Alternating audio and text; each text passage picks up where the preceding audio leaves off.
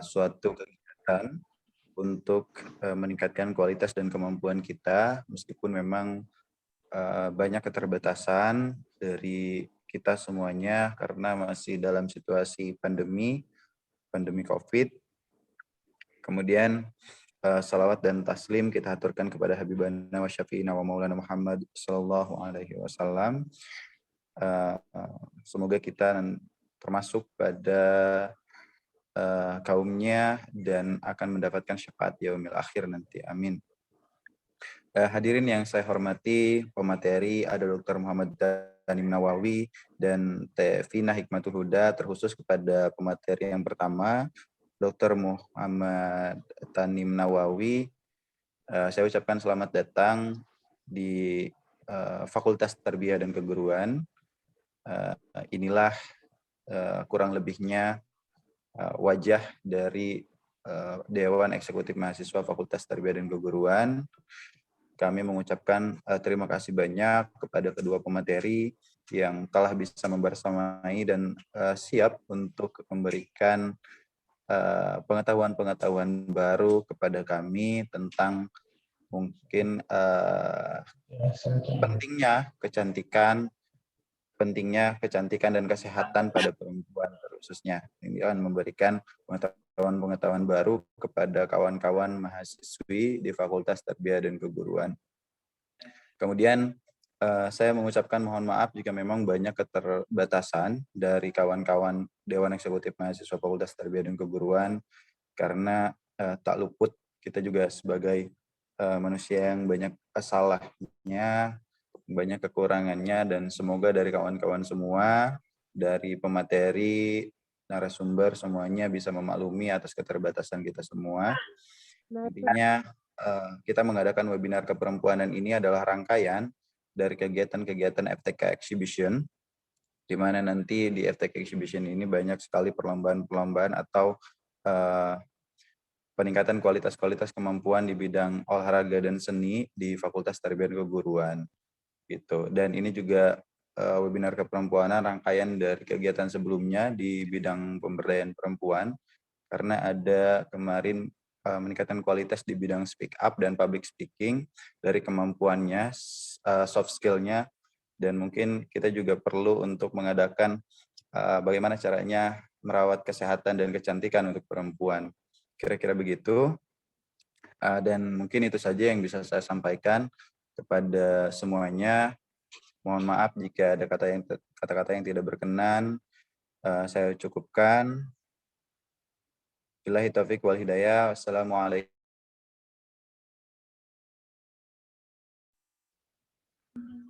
warahmatullahi wabarakatuh. Sambutan yang kedua dari Dekan Fakultas Tarbiyah dan Keguruan, Bapak Dr. Nana Jumhana, MAG. Waktu dan tempat kami persilakan. Bismillahirrahmanirrahim. Assalamualaikum warahmatullahi wabarakatuh. Alhamdulillah. Waalaikumsalam warahmatullahi wabarakatuh. Alhamdulillahilladzi arsala rasulahu bil huda wa dinil haq liyudhhirahu 'ala dini kullih wa kafaa billahi syahida. Asyhadu an la ilaha illallah wa asyhadu anna Muhammadan abduhu wa rasuluh alladzi la nabiyya ba'dah. Yang saya hormati para wakil dekan, jika ada yang hadir pada acara ini, saya hormati dan saya banggakan Ketua Dewan Mahasiswa Fakultas Tarbiyah dan Keguruan,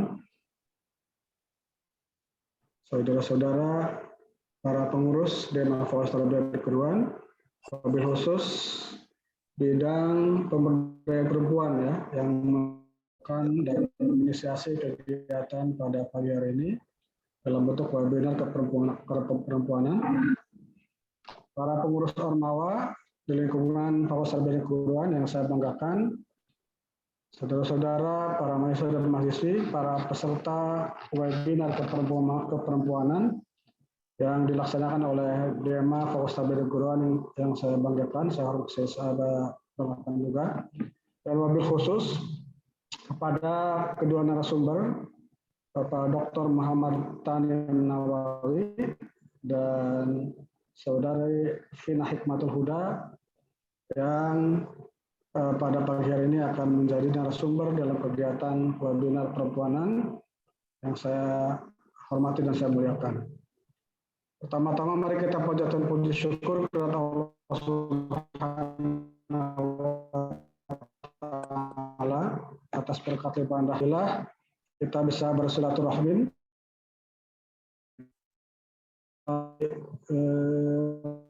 virtual meeting ini lewat fasilitas Zoom dalam rangka pembukaan kegiatan webinar keperempuanan yang dilaksanakan oleh DEMA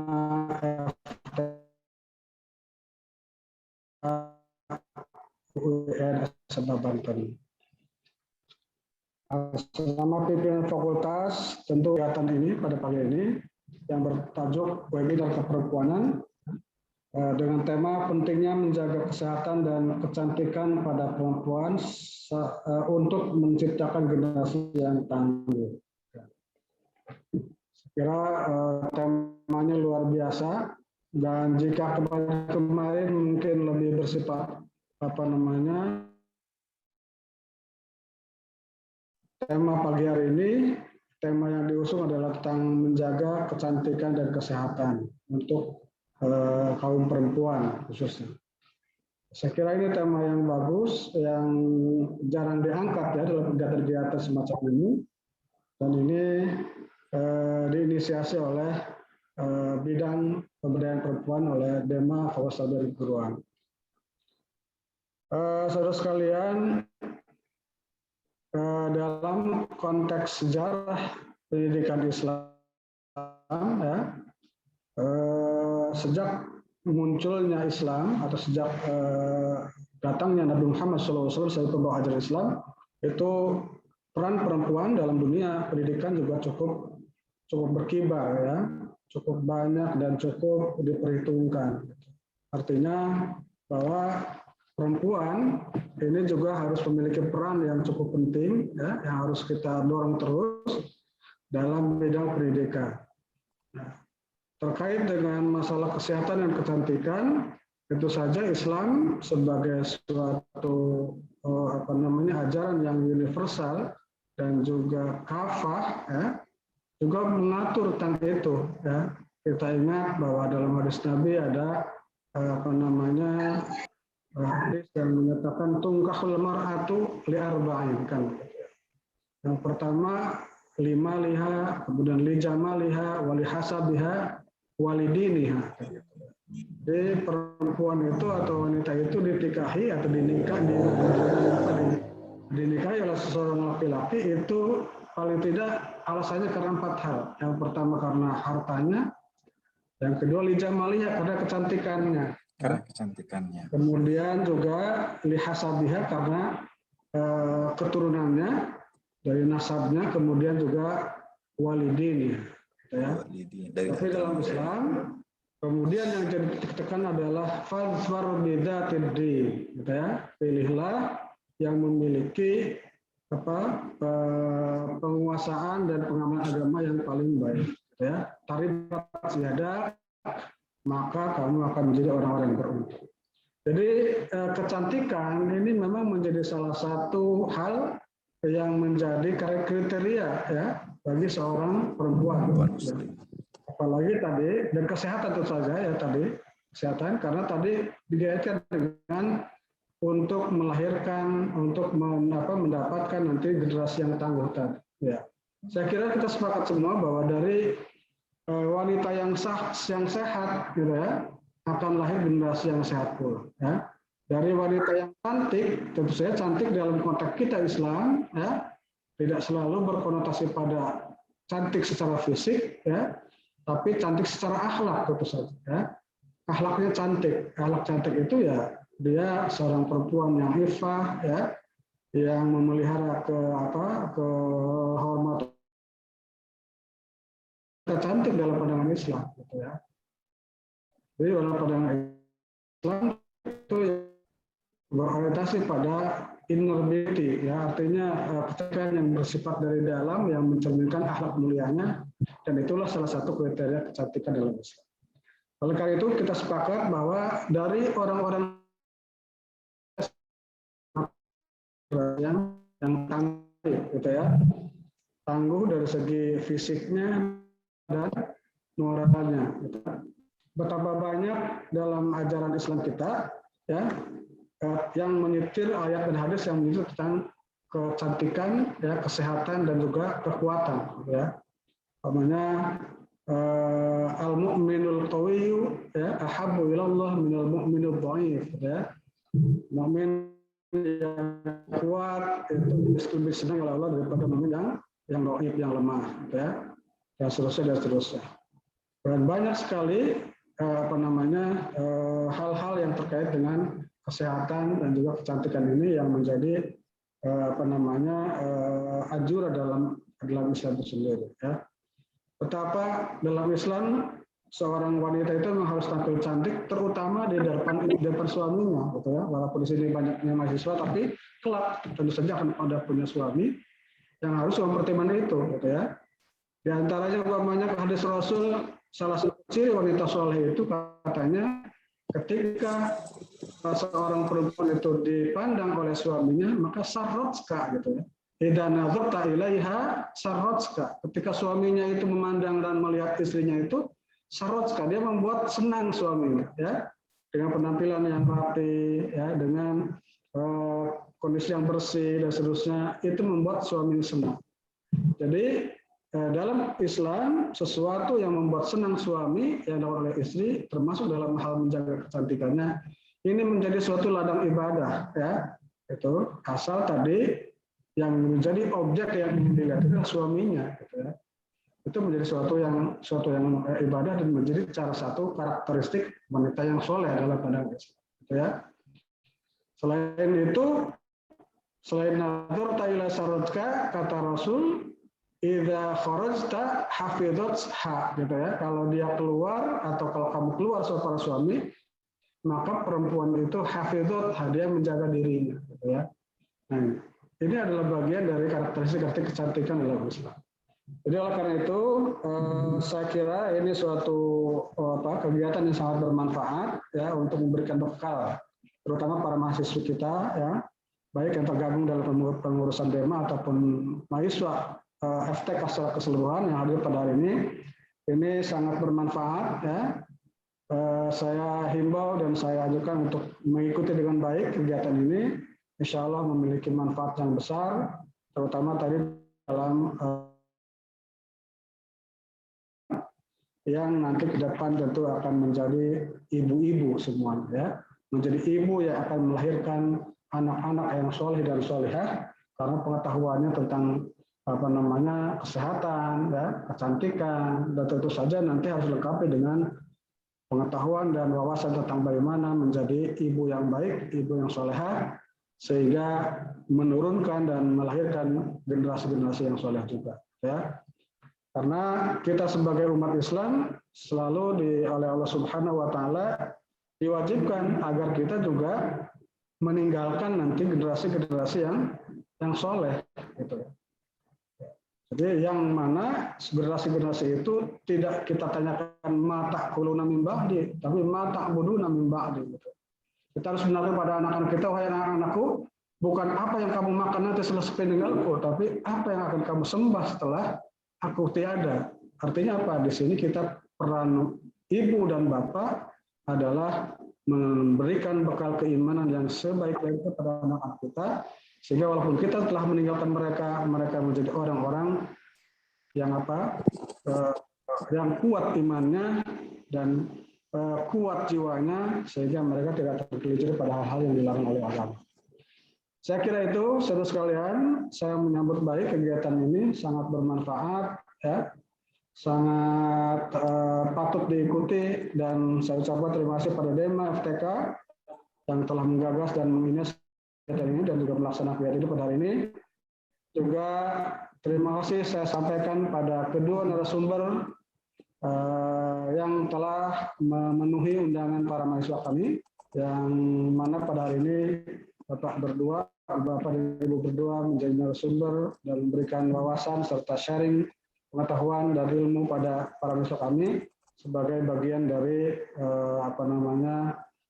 tawasau bil haq wa tawasau sabr ya, artinya saling memberikan ilmu yang bermanfaat, memberikan tausiah yang baik agar kita ke depan dapat meningkatkan kualitas generasi-generasi muda kita ke depan, juga pendidikan kita secara umum. Barangkali itu yang dapat saya sampaikan, dengan mengharap ridho Allah Subhanahu wa taala. Semoga kegiatan kita pada hari ini berjalan lancar dan sesuai dengan harapan. Mari kita sama-sama buka kegiatan webinar keperempuanan yang dilaksanakan oleh Dema FTK UIN Sebagatan ini dengan sama-sama membaca basmalah. Bismillahirrahmanirrahim. Mohon terima kasih atas segala perhatian dan mohon maaf atas segala kekurangan dan khilafan. Wabillahi taufiq wal hidayah. Wassalamualaikum warahmatullahi wabarakatuh. Waalaikumsalam warahmatullahi wabarakatuh. Terima kasih untuk Pak Dr. Nana Jumhana MAG yang telah memberikan sambutan dan pembukaannya. Acara selanjutnya yaitu perempuanan dengan tema pentingnya menjaga kesehatan dan kecantikan pada perempuan untuk menciptakan generasi yang tangguh. Selanjutnya akan dibacakan CV dari moderator. Baiklah, saya akan membacakan CV moderatornya. Nama lengkap Is Asterina, tempat dan tanggal lahir Tangerang. Ya, Suryadi, saya mohon izin tidak bisa menungguin ya. Oh iya Pak, baik Pak. Terima kasih. Selamat sukses ya caranya. Baik, terima kasih. Assalamualaikum. Ya Pak, waalaikumsalam warahmatullahi wabarakatuh. Waalaikumsalam warahmatullahi wabarakatuh. CV moderator, nama lengkap Is Asterina, tempat tanggal lahir Tangerang 7 September 1998, jenis kelamin perempuan, alamat Jalan Haji Hasyim Ashari, Gang Haji Pendek, RT 5, RW 5, nomor 85, kelompok Nerogto, Kecamatan Pinang, Kota Tangerang, Banten. Nomor HP 08589 2583885. Email isater@gmail.com. Cabang atau Badgo Serang.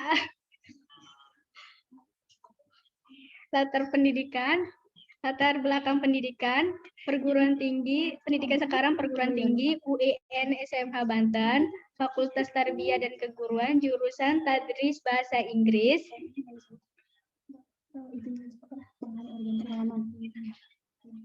Tahun masuk 2018, jenjang pendidikan sebelumnya SD, SDN Pinang 5, SMP atau MTS, MTS Nurul Huda, SMA atau MA MAN 2 Kota Serang.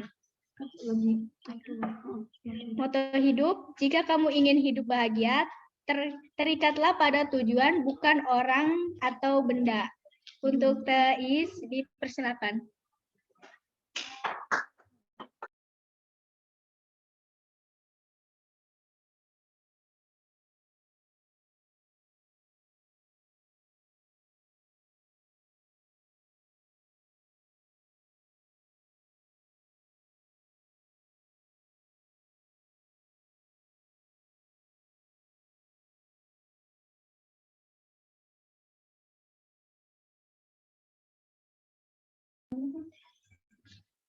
Assalamualaikum warahmatullahi wabarakatuh.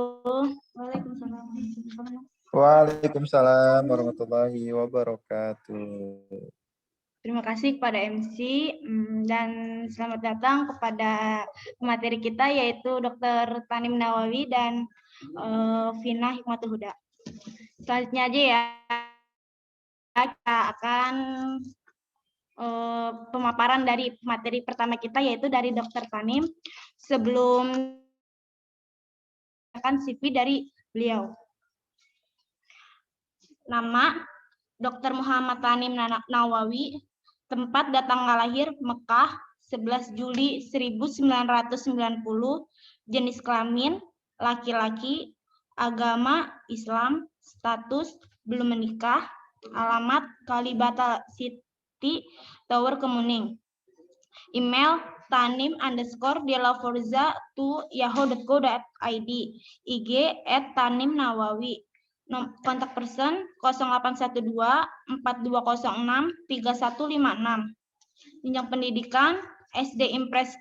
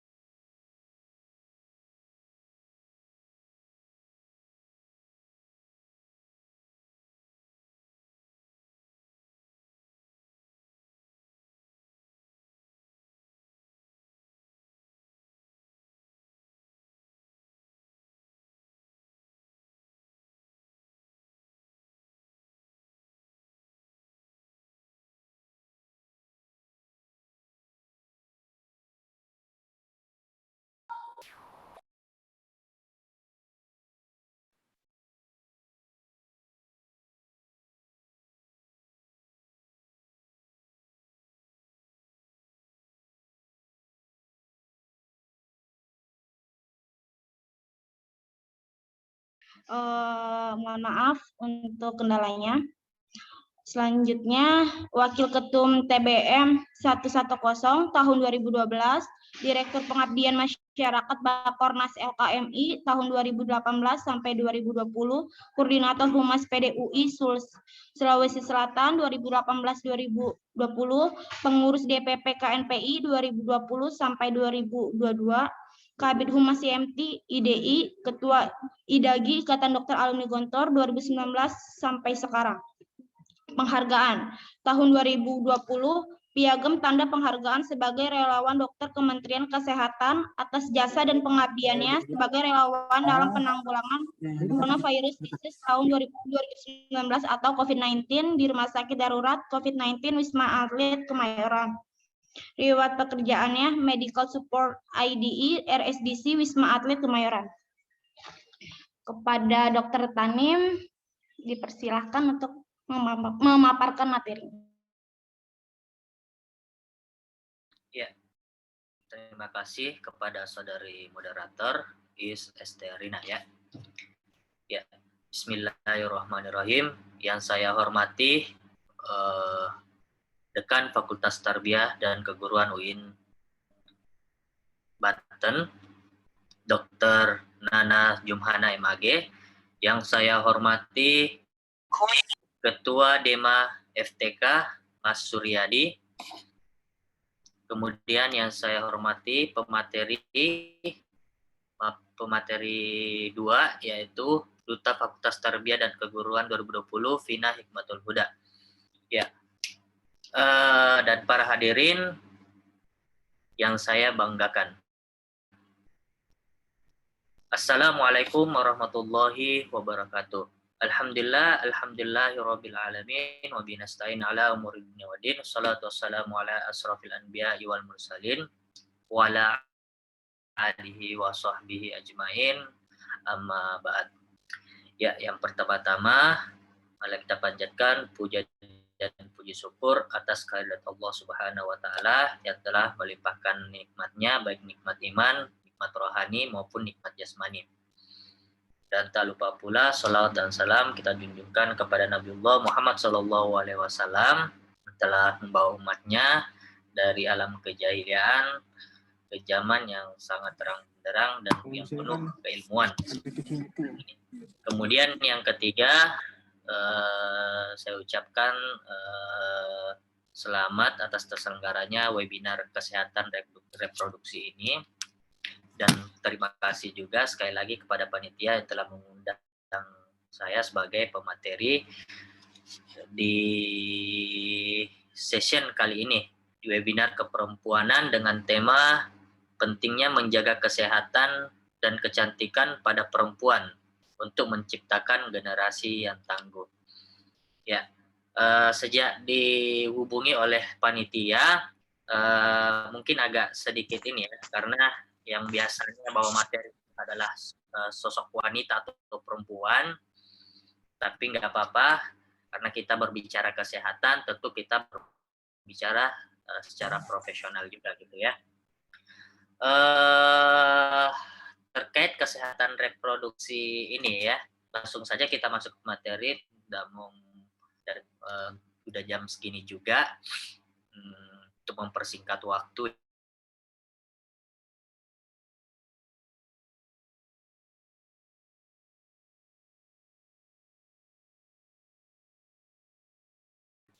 Ya, mungkin akan saya jelaskan terkait kesehatan reproduksi.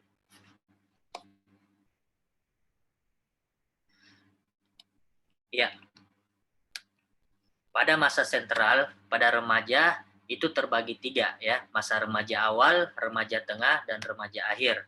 Apa sih yang dimaksud oleh dikatakan remaja awal, remaja tengah, remaja akhir? Ya, remaja awal yaitu adalah berusia umur 10 sampai 13 tahun. Adapun untuk remaja tengah berusia 14 sampai 16 tahun. Kemudian remaja terakhir 17 sampai 20 tahun. Itu terkait umurnya ya. Kemudian untuk tanda-tanda somatik yaitu tanda-tanda kelamin sekunder mulai pertumbuhan cepat dan kaku. Kemudian untuk remaja awal, kemudian remaja tengah itu puncak pertumbuhan tinggi, perubahan bentuk dan komposisi tubuh. Kemudian sudah mulai berjerawat, sudah ada bau-bau, artinya bau badan, kemudian sudah mulai merasakan haid juga. Kemudian pada usia 17 sampai 20 terjadi pertumbuhan yang lebih lambat gitu ya. Kemudian dari segi seksual, nah umur 10 sampai 13 tahun biasanya itu ketertarikan seksual biasanya melebihi aktivitas seksual. Kemudian umur 14 sampai 16 tahun itu terjadi dorongan seksual yang mendesak eksperimen pertanyaan orientasi seksualnya, jadi sudah mulai bertanya-tanya, sudah mulai berhalusinasi bagaimana dan dorongan-dorongan seksual itu sudah mulai mendesak dari dalam dirinya terkait eksperimentasi itu. Kemudian usia 17 sampai 20 tahun itu konsolidasi identitas seksualnya sudah mulai muncul. Kemudian tanda-tanda kognitif dan moral, operasi-operasi nyata, moralitas dan konvensional. Kemudian itu pada usia 10 sampai 13 tahun, kemudian usia 14 sampai 16 tahun munculnya pikiran-pikiran abstrak. Biasanya lebih pikirannya sudah agak lebih dewasa, lebih banyak bertanya, terpusat pada diri sendiri.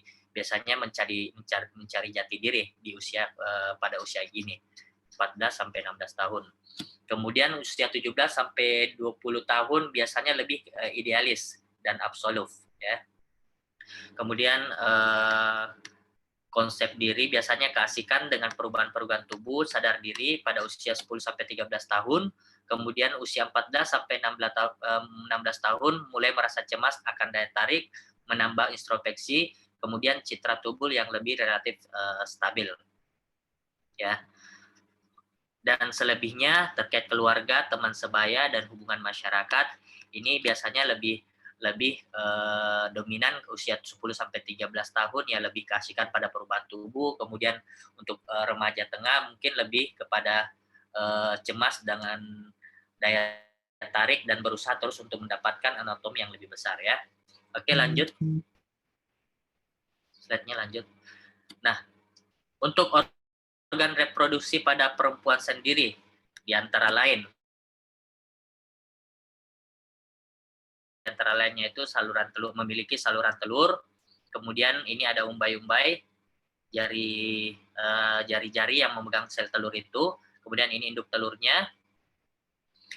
Kemudian di sisi lain ini ada rahim juga, ada rahim, badan rahim, kemudian leher.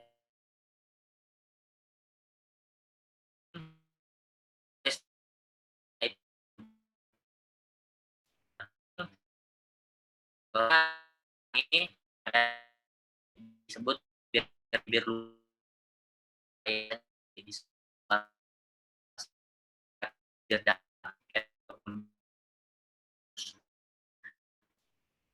klitoris, lubang kencing, dan lubang vagina. Jadi untuk perlu kalian ketahui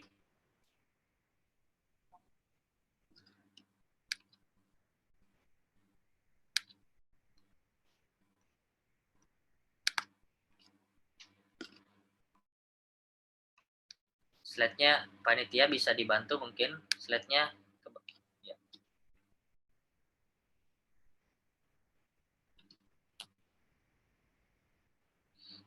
Ya, kita lanjut ya. Ya, lanjut mungkin. Nah, untuk tabel kualifikasi tahap-tahap maturitas, ya, maturitas pada seks pada anak perempuan. Nah, pada gambar remaja ini bentuk gambarnya, ya, pra remaja, bentuk payudaranya. Jadi ini jangan dianggap sebagai ini ya, porno aksi, ya. Kita berbicara secara profesional dan tentu harus menampilkan juga secara jelas dan gamblang terkait gambar-gambar. Jadi jangan dikira ini adalah sebuah porno aksi, ya. Oke, kita lanjut untuk tadi yang pertama, ini gambar pertama itu adalah gambar pra remaja. Kemudian gambar yang kedua itu biasanya sudah untuk rambut pubis itu sudah, artinya rambut pubis itu rambut pada kewanitaan ya. Itu biasanya jarang, kurang berpigmen, kemudian lurus, tepi medial labia. Kemudian untuk payudaranya itu payudara dan papila sudah mulai menonjol seperti bukit kecil, diameter areola bertambah. Yang disebut areola itu adalah yang hitam-hitamnya ini, ya, papila. Kemudian untuk gambar yang ketiga itu untuk rambut pubis biasanya lebih gelap. Nah, kemudian rambutnya mulai keriting dan makin lebat. Kemudian untuk payudara sendiri, payudara dan areola semakin membesar, kemudian tidak ada pemisahan kontur. Dan kemudian untuk gambar yang keempat itu rambut pubis terasa kasar, keriting, kemudian lebat tetapi kurang lebat dibandingkan dengan orang dewasa. Kemudian untuk payudara, areola dan papila membentuk bukit-bukit kecil sekunder. Jadi di antara papila-papila ini, di antara areola, disebut areola ini yang puting kecil ini, itu di antaranya itu di sekitarnya ada terdapat bukit-bukit. Nah itu yang dimaksud ini bukit-bukit kecil sekunder. Kemudian yang terakhir gambar yang kelima yaitu untuk rambut pubis segitiga feminim dewasa menyebar ke permukaan media paha. Ya, artinya rambut pubisnya atau rambut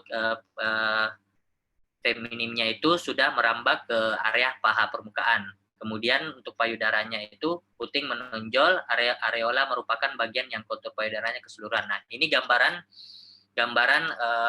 konstruksi atau kualifikasi seks pada usia anak, kemudian remaja sehingga menjadi dewasa seperti yang dijelaskan oleh gambar nomor 5 tadi, ya. Oke, lanjut. Nah, lanjut lagi.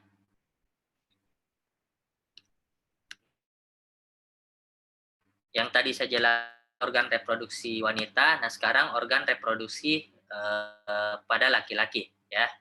Jadi untuk laki-laki sendiri memiliki organ reproduksi yang sangat berbeda tentunya dengan wanita, ya. Kalau laki-laki diantaranya memiliki ada saluran sperma, ada tulang kemaluan. Nah ini yang panjang ini disebut penis, kemudian yang di ujung kepala penis, kemudian memiliki kantong, ya, memiliki kantong yang disebut biasa epidiminitis atau skrotum, kemudian memiliki telur namanya testis atau buah zakar, ya, dan memiliki kantung sperma dan prostat. Nah ini yang tidak dimiliki oleh wanita, yaitu prostat, ya. Makanya biasa pada seorang laki-laki biasanya terjadi kalau kita berbicara kesehatan biasa terjadi prostat atau kanker prostat karena adanya ini, ya, yang membedakan dengan wanita prostat. Oke, lanjut. Nah, ini gambar-gambar seksual pada lelaki dan wanita, ya. Ini gambar kelamin lelaki pada anak usia remaja, kemudian ini pada usia dewasa, kemudian begitu juga pada wanita usia remaja, kemudian usia dewasa. Ya tentu dari gambar terlihat sangat jelas perubahan-perubahan yang terjadi dari kecil, kemudian remaja, kemudian dewasa. Yang tadinya kecil tidak memiliki bulu di daerah penis ataupun vagina, kemudian secara perlahan memiliki bulu, kemudian di area penis sendiri semakin membesar, kemudian untuk lelaki, kemudian di daerah untuk kewanitaan tentunya yang tadinya secara fisik itu tidak memiliki bulu, secara perlahan akan memiliki bulu pada area kemaluan. Ya lanjut lagi. Nah, ini kualifikasi fase-fase maturitas seks pada anak laki-laki. Yang pertama tadi saya jelaskan yang cewek ya, sekarang yang laki-laki untuk rambut pubis, penis dan testis. Nah, ini salah satu yang membedakan antara laki-laki dan perempuan ya. Kalau laki-laki dia memiliki testis. Untuk rambut pubis dia tidak untuk usia dia tidak ada. Kemudian penis pra remaja, kemudian rambut pubis yang tahap kedua itu jarang panjang dan kurang berpigmen. Untuk penis sedikit membesar. Kemudian untuk skrotum membesar, tekstur merah muda. Nah, warnanya merah muda kalau skrotum pada usia anak-anak ataupun remaja. Kemudian untuk rambut pubis pada tahap ketiga lebih gelap. Kemudian ini untuk rambut pubisnya lebih berwarna lebih gelap. Kemudian mulai keriting dan sedikit menyerupai tipe dewasa. Kemudian lebih panjang. Untuk testisnya semakin membesar juga ya. Kemudian yang terakhir ini menyebar kemudian per medial paha, sama dengan wanita juga tadi. Untuk rambut pubisnya yang tadinya bermula berpusat hanya sekitaran vagina ataupun testis, dia akan mulai menyebar ke sekitaran paha,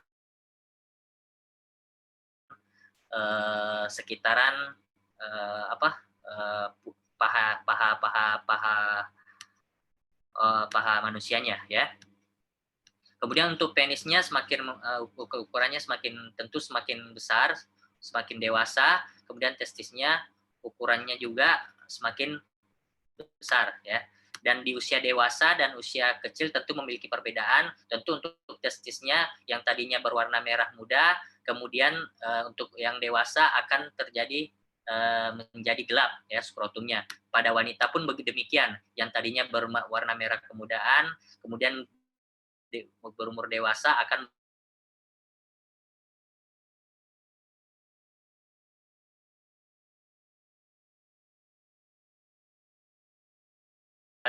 yang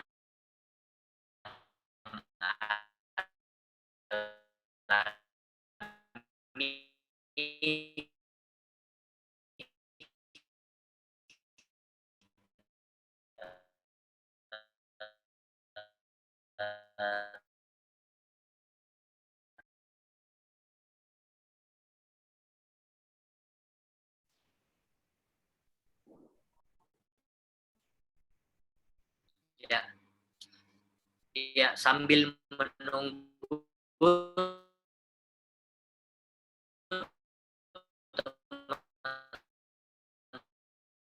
teman panitia menampilkan. Oh ya, ini sudah.